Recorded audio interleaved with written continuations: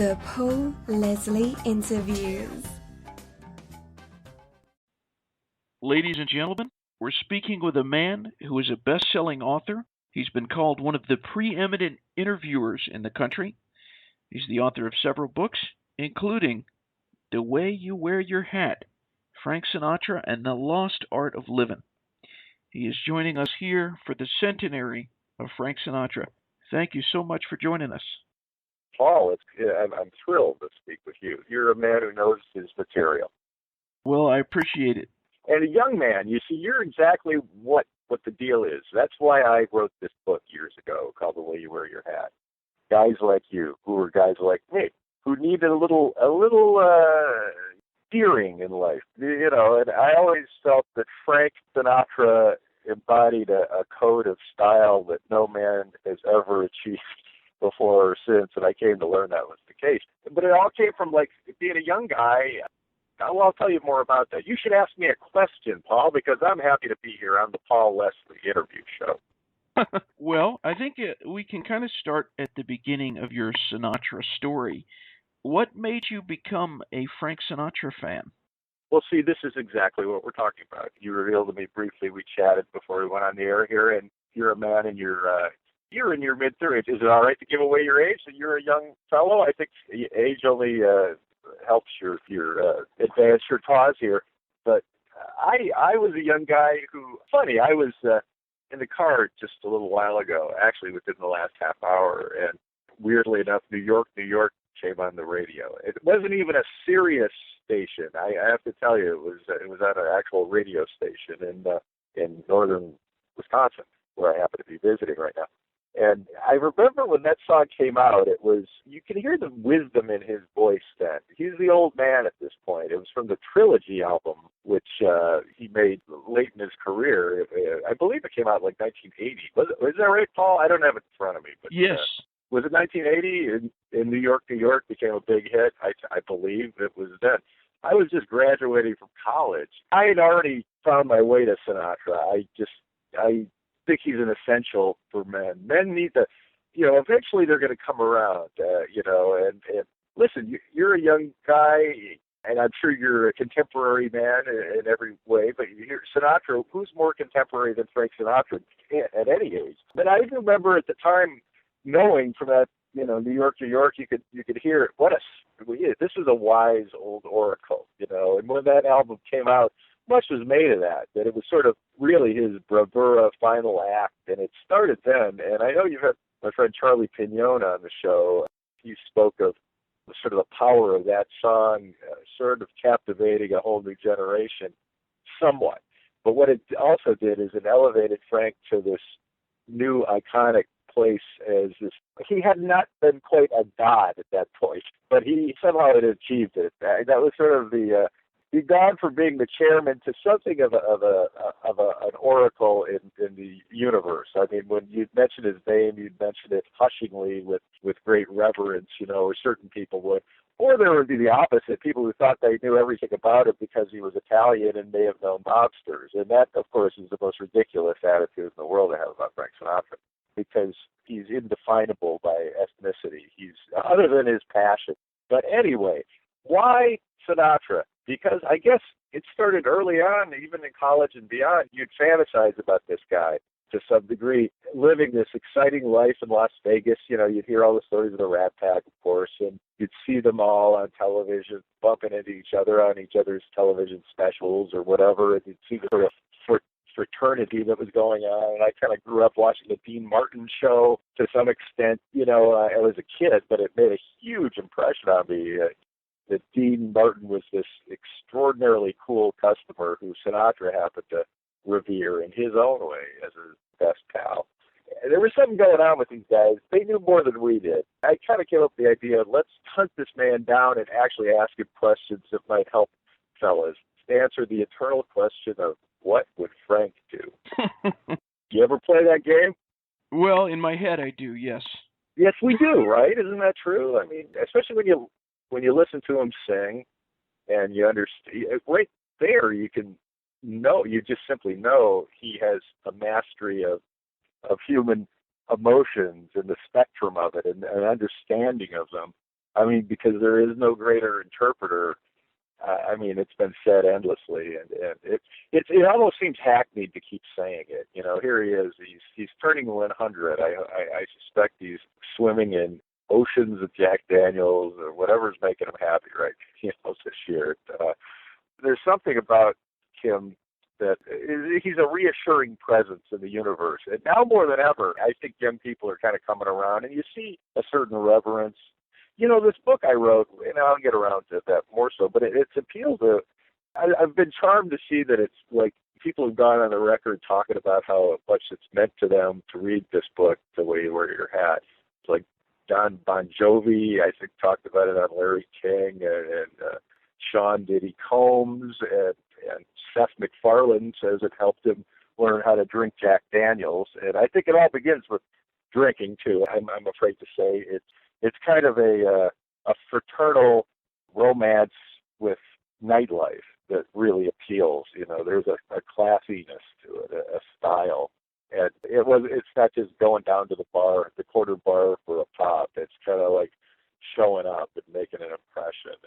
And these were all helpful notions earlier on, and it seems I hear it remains something of a nightlife Bible in a way, because it's sort of Frank explaining not just how to do all that, but how to get on with the rest of your life too. It's I wanted to ask him about work. I wanted to ask him about love. I wanted to ask him about style, certainly style in all areas of life. And that would include, advice.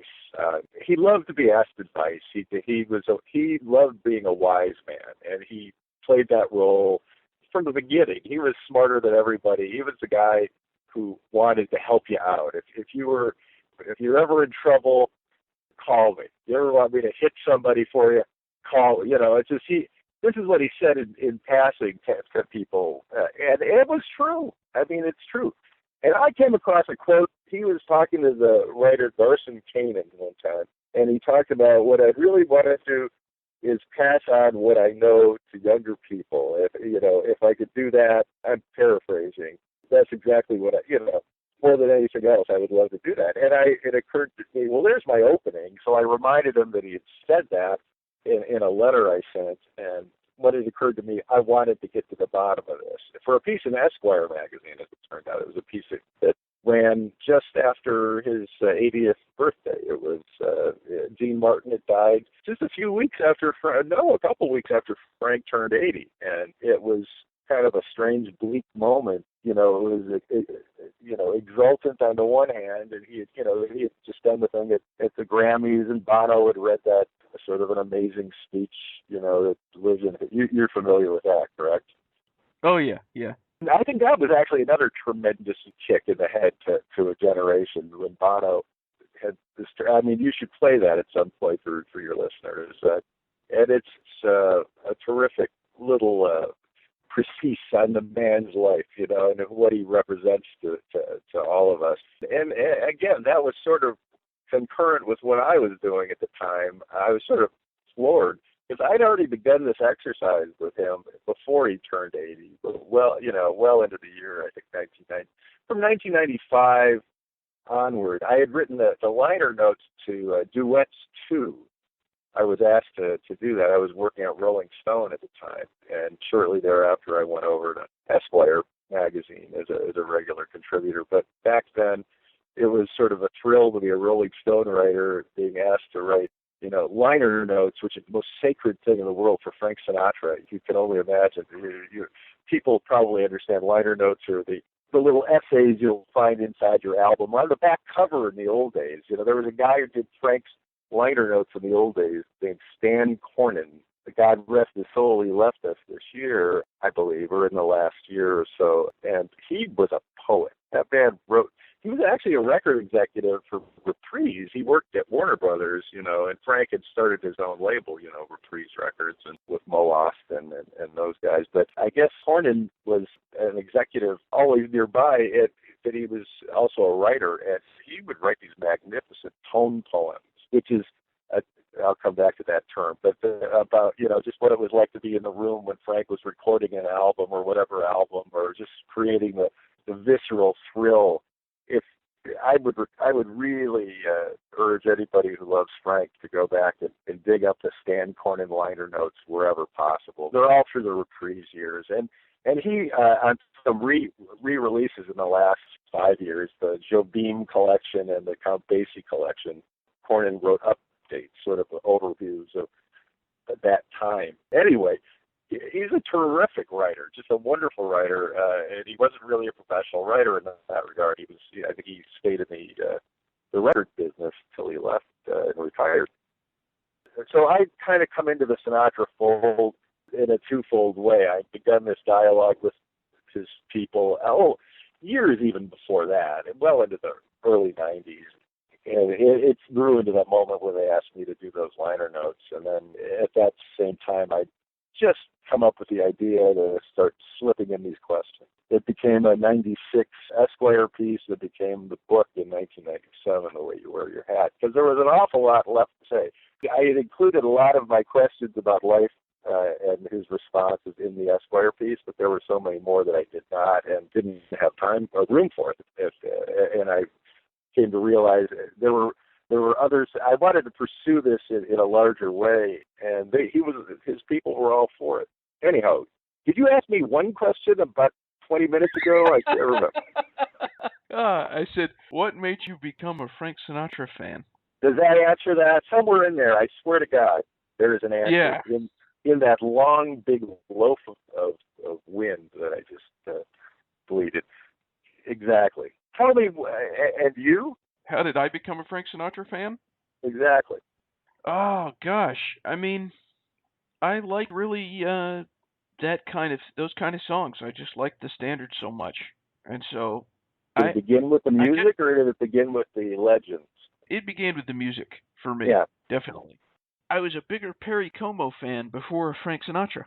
You're amazing. This man is 34 years old, ladies and gentlemen. Perry Como. Perry Como, incidentally, was a terrific singer. Very underrated, but obviously the most relaxed man who ever lived. So Perry Como is like Dean Martin on sleeping pills. So you're smoothest guys in the world, though. Just amazingly smooth guys. Frank wasn't about smooth, though. Well, tell us about the first time you encountered Frank Sinatra in the flesh. What was your first impression of him? Well, I'd been in his midst a bit. That kind of came with the territory of, especially around his 80th birthday, there was a lot of... I had begun this exercise with him via the fax, believe it or not. Can you imagine? Remember the fax machine? And these are just questions that rather than mailing them, I had to have some sense of urgency, but I would send them in batches. They'd come back. Susan Reynolds, who was his publicist and the daughter of his longtime publicist, Lee Solters, she was truly the facilitator of all this, and I couldn't have done it without her, that's for certain. And she worked very closely. She went on to work very closely with Mrs. Barbara Sinatra, in the aftermath. But I would say she and I had begun this little game, and because he got a kick out of the idea. But your question was simply, again, your question was what? Listen. What was your first impression of him? Like, upon meeting him. Yeah, being in his presence. Yeah. Well, that's crazy. It's just like it's electricity. Again, the things you say about Frank Sinatra. I'm a writer. I'm a journalist. Hyperbole is not a terrific way to go. I'm telling you, there is something otherworldly about the atmosphere, the ionosphere around that guy.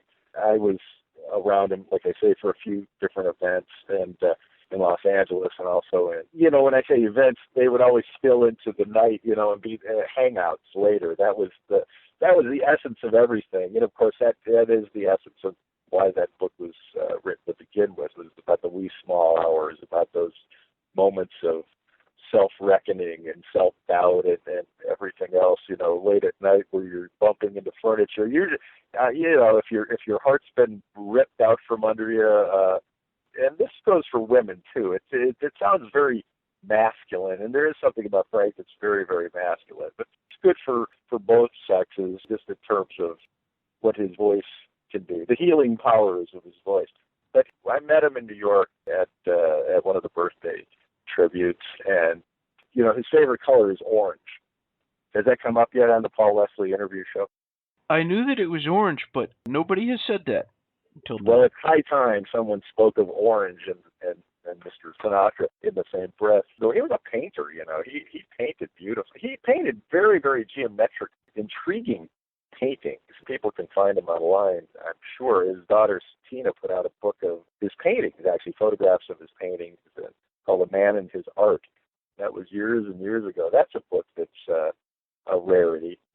It ought to be highly coveted. But orange is really a color he would fall into whenever possible, and he always called it the happiest color. I knew all that, and I went out to buy a tie that day. I just figured I better find an orange tie, and I found the orangest tie at the nicest store on Madison Avenue or Fifth Avenue that I could. I forgot where, but it was a Turnbull and Asser tie, and I still have it. It was little flecks of rainbow polka dots, but very, very tastefully pointed. Basically, this was one incredibly honking orange tie. And I came up to him and I said, "What do you think?" These were my first words to Mr. Sinatra were, "What do you think? Too orange?" I'm sort of proud that those were my first words to the great man in the midst of all this. And he looked at me. He looked at. Well, I held the tie out for him.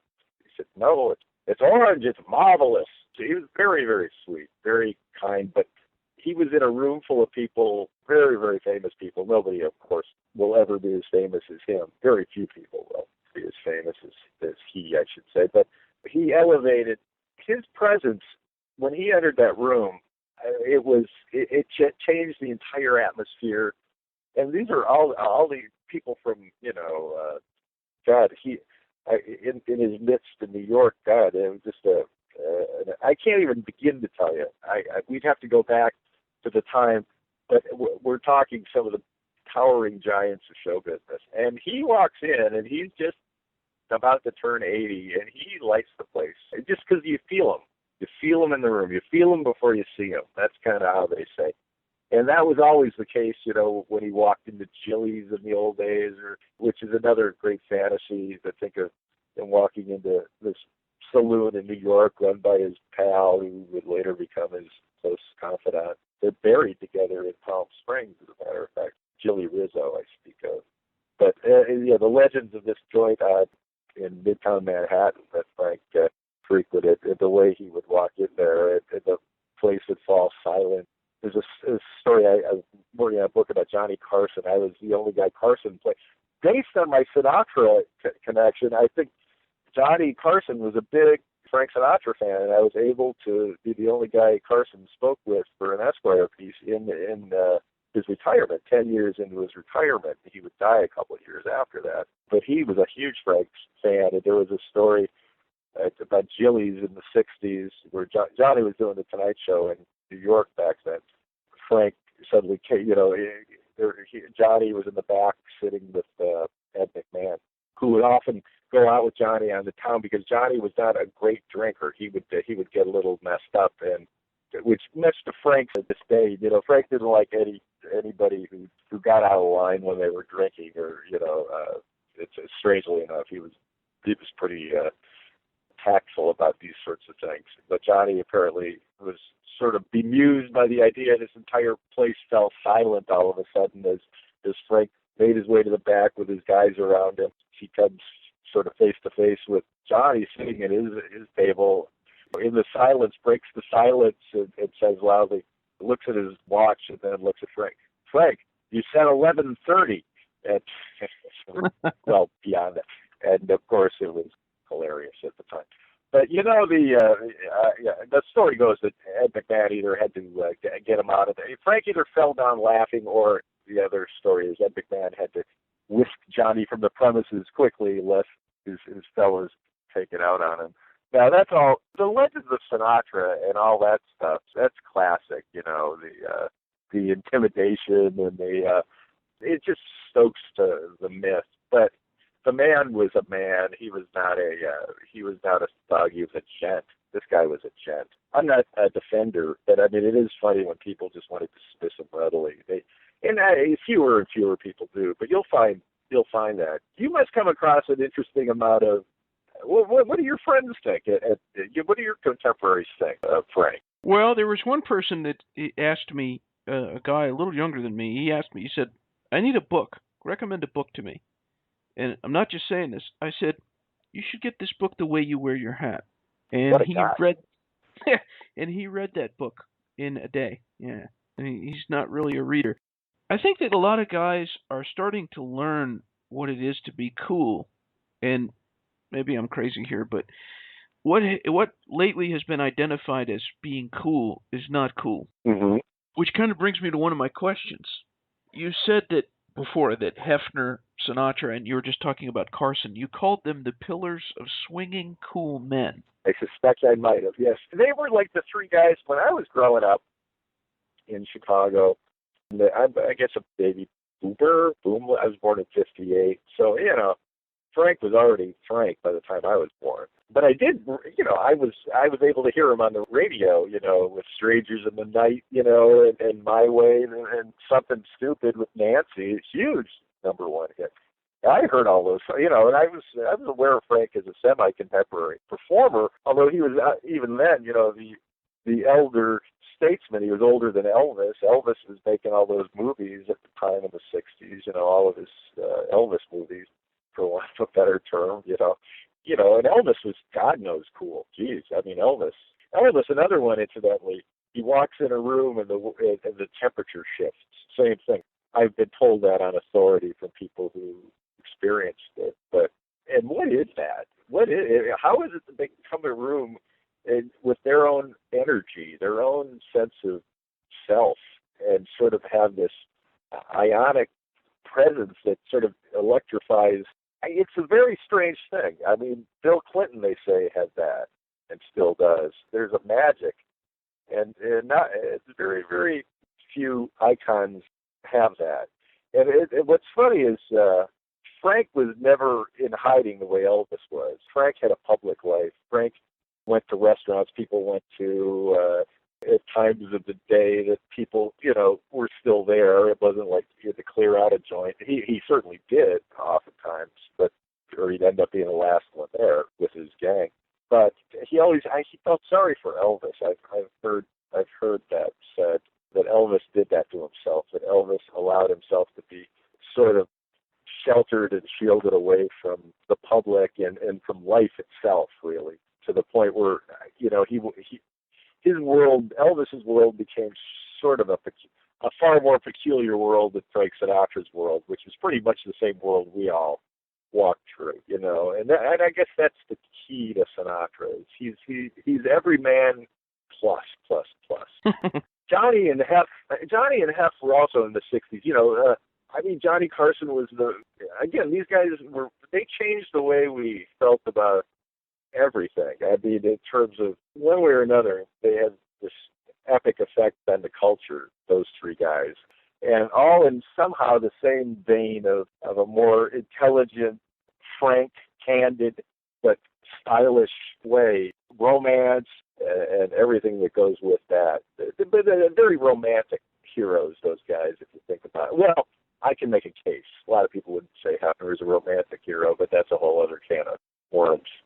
I know him pretty well, so I could speak on authority about him as well. But yeah, these guys, they represented something to me as growing up, and I realized if I was able to write about them, that would be like my dream, and I've been able to do that and get to know their worlds very, very intimately, and that's a thrill, privilege. If you were introducing Frank Sinatra at a cocktail party to someone and they had no conception of who Sinatra was, how would you introduce Frank to that other person? Well, I'll tell you something, that would never happen.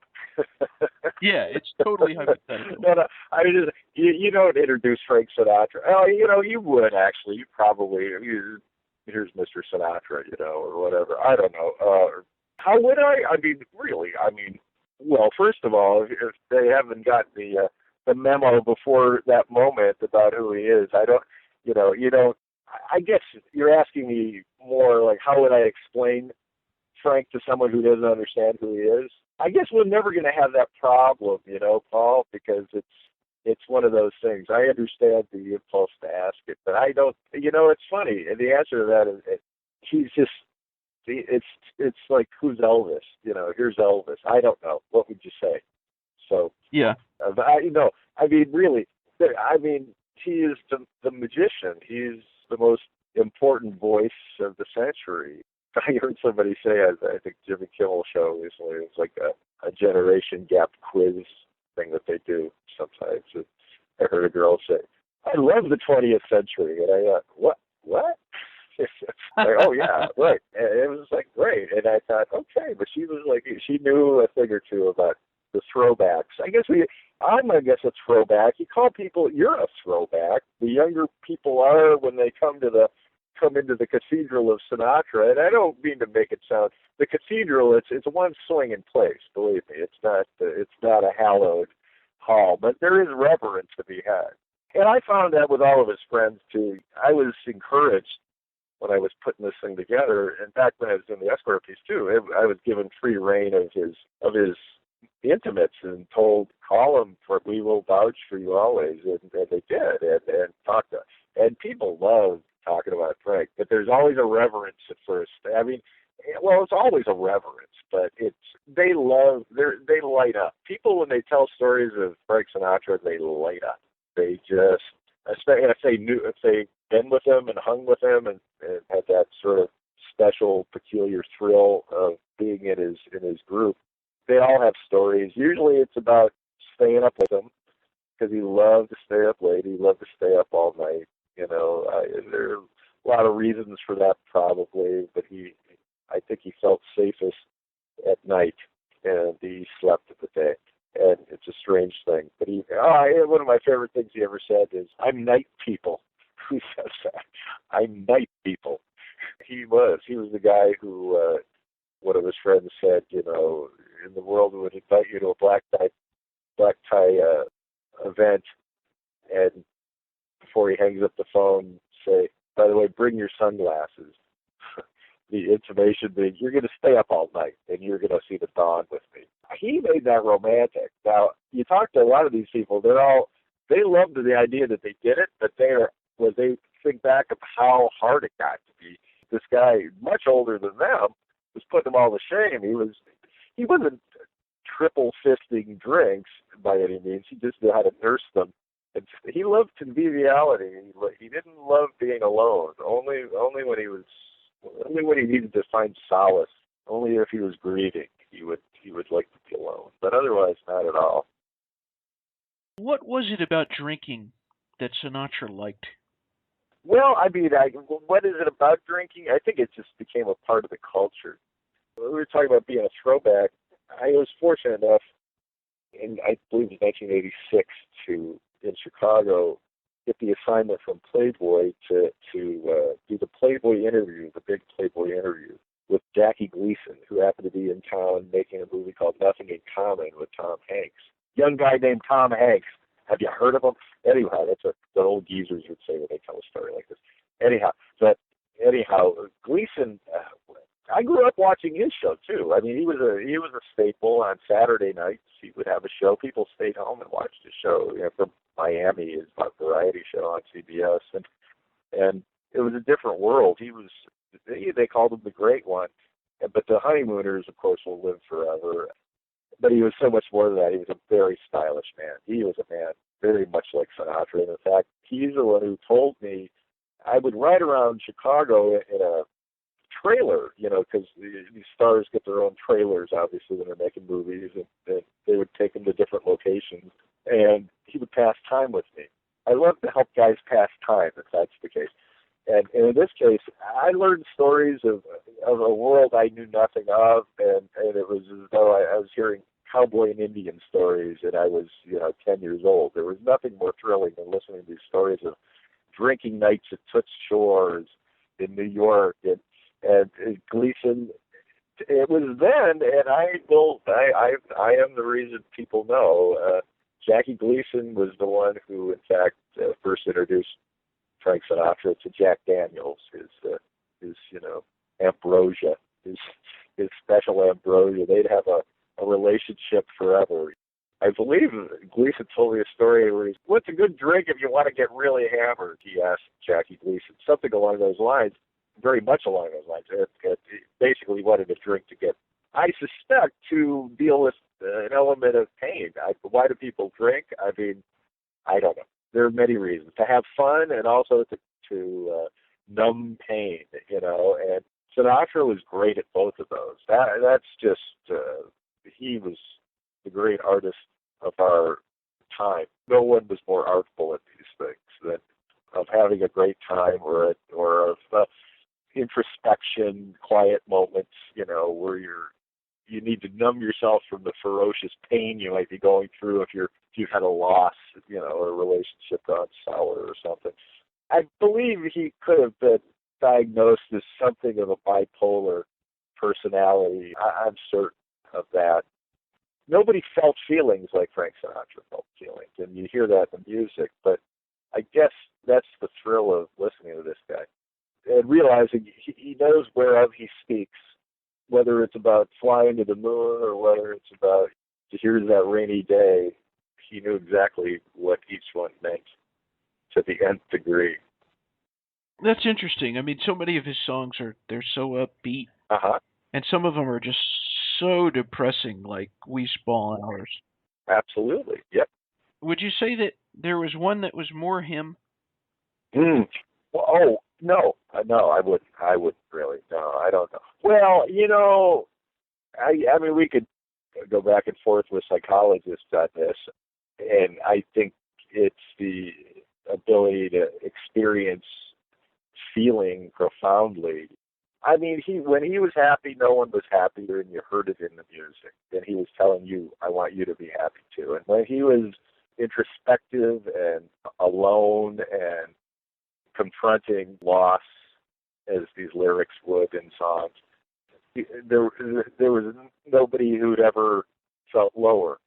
And I asked him in one of my questions, how do you get over a broken heart? He simply said, you don't. That you never really do. And that he pointed out, he said, but I understand listening to one of my albums can help. But by then he already knew why I was knocking on his door, those kind of things. But yeah, was he one more than the other? I think you have to feel extreme sad if you can feel extreme happy. So I suspect he had a profound nature for feeling alone or lost, maybe, I think, which made happiness so much more thrilling for him. That's just my guess. But he's an artist, you know. I mean, Frank Sinatra was not just a singer. Well, he's the saloon singer, is what he liked to. I think Charlie Pignon told you that out his passport, which I don't know that that's true. But that's an amazing, maybe, because Charlie knows everything.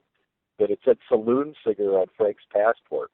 I would love to know if that was really the case. But it should have. Anyway, that's what defined him in his own mind. But he was so much more. What do you think Frank Sinatra most ardently believed in? Love. I would say love. I'm sure of that. Love. You know, I think so.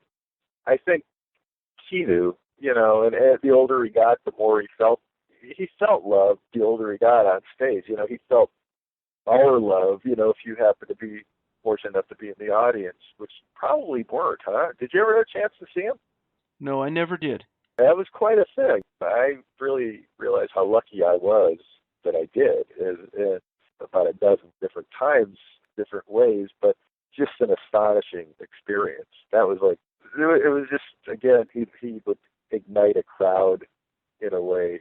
He was the first rock star. I guess that was the point. I guess I'm struggling.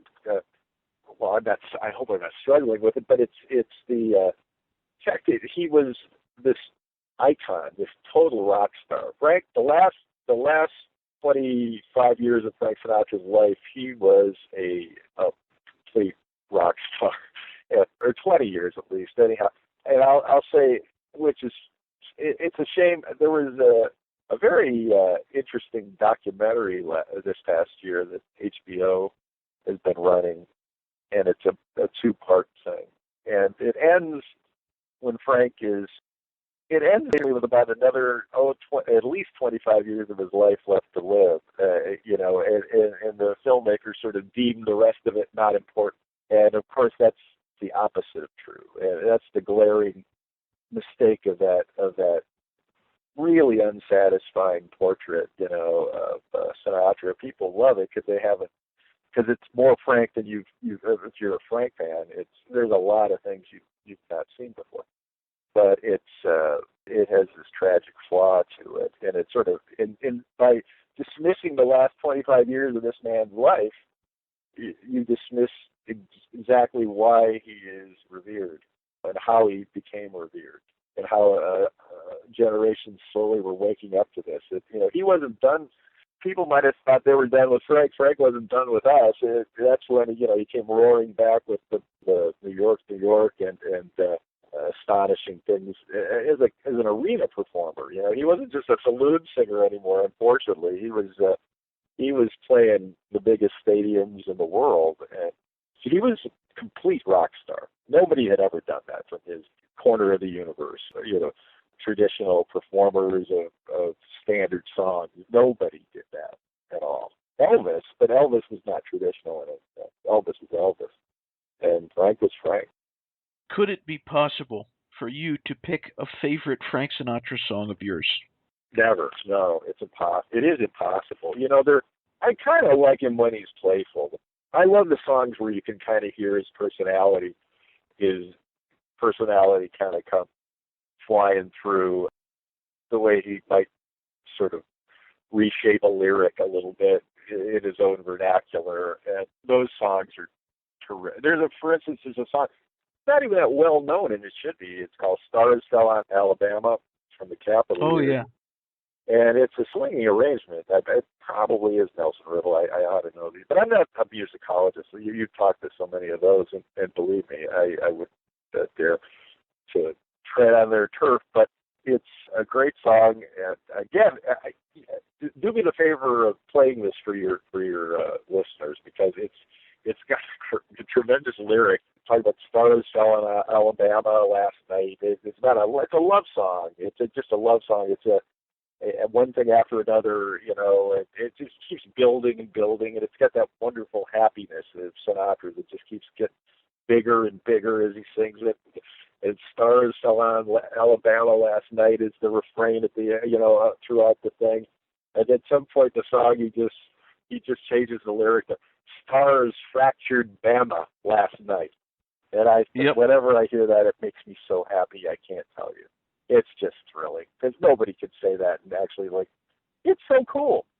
It's so cool, and it's like, who could do that? It's Frank Sinatra. Anyway, that's a song that will make people happy if they hear it, I guarantee you. What could the young men of today learn from Frank Sinatra about style? Everything. We don't have any style. I mean, it's pathetic. It's just appalling. I mean, the world has lost its grace and manners completely. He was a very, very polite man. He was very, very. He's the guy who would always stand if a woman approached the table. He could be a woman any woman, unless it was a waitress. He would stand if a woman walked up to at a table, and he was a guy who prided himself on helping ladies through the door first. He's very much the gent, helping a lady on with her.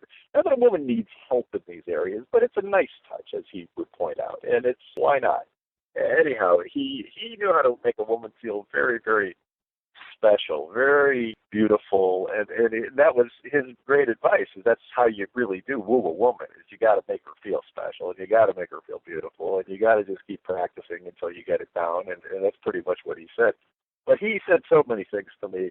I asked him questions like, a couple of my favorite things, really about women. I'll tell you something, women about love, about Sinatra and love. You can't do better, and you did ask me that earlier, and I do think he's mainly about love. He's about any one thing, and isn't that a testament to 100 years of Frank? It's really a celebration of love, because that's really what it's all about. I mean, it was really a sense of style, but I mean, I would ask him, what do you do when a woman cries? And he said, an amazing thing. This is one of the greatest things a man has ever said. He said, usually I cry with her. Mm. And that is sort of tells you everything. It's all about empathy. It's about feeling feelings. It's about putting yourself in the other person's shoes. It's about just pure empathy. And that's what Sinatra was, for all of us. He was giving us empathy when we were sad, and he was, whatever the happy version of empathy. That's what he was filling us up with. He was stoking us with joy when we needed it too, and he still does. He gets to do that forever. Isn't that funny? There's so many things that he shared with you, and just as a result of writing this book, what would you say the greatest thing you learned from Frank Sinatra is? Probably that thing I just said. Because you want to aspire to such a thing.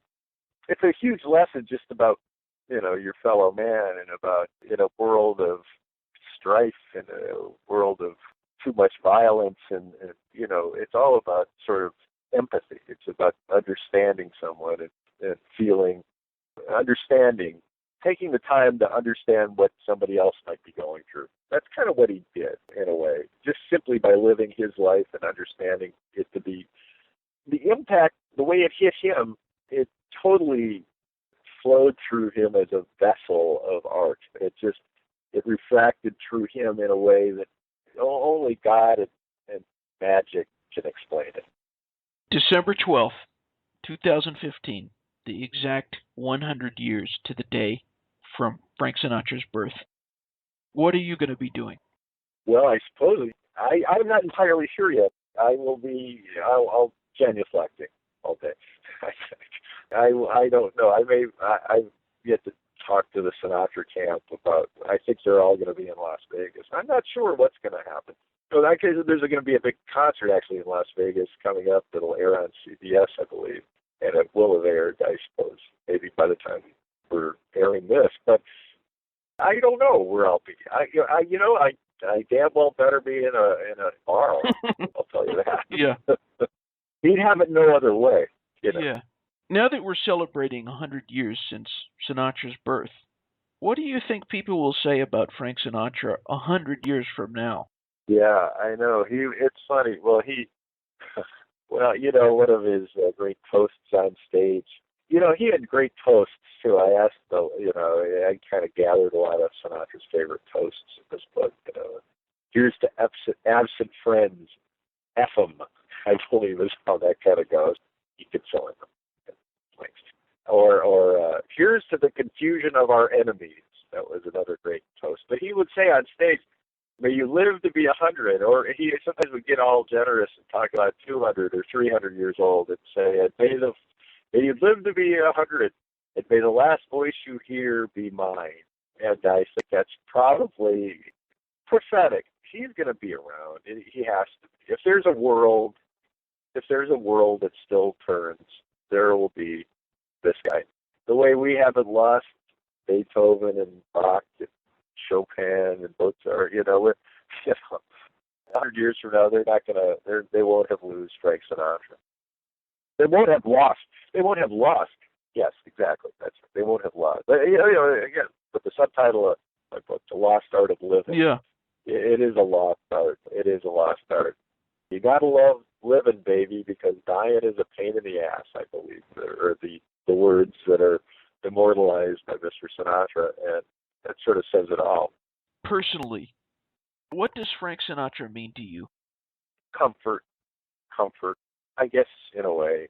Fraternity, in a way, that there's a brotherhood. There's a larger brotherhood that bonds all of us. And God knows, not that I would ever pass muster in his eyes as someone who would hang in his circle, although his daughters have been very nice, and his son is all very nice to me about it. This book has somehow it's been very, very beautifully embraced by the Sinatra family. And what I was trying to do was something that nobody had thought to do.